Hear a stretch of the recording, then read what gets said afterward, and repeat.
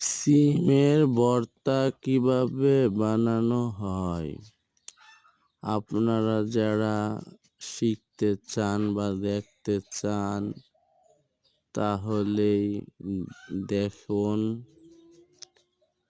প্রথম কিছু পেঁয়াজ করে নিতে হয়, তারপরে আপনার কিছু যে মরিচ ভেজে নিতে হবে, তারপরে আপনার কিছু সিম সিদ্ধ করে এগুলাকে বেছে তারপরে এগুলারে আপনার উপরের ছাল আছে ওই ছালগুলা পরিষ্কার করতে হয়।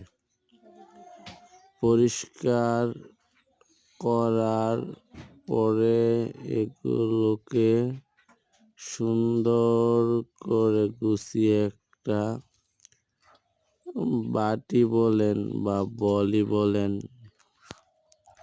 যে কোনো এক জায়গায় নিতে হবে আর কি। নিয়ে সামান্য 1 চিমটি মরিচ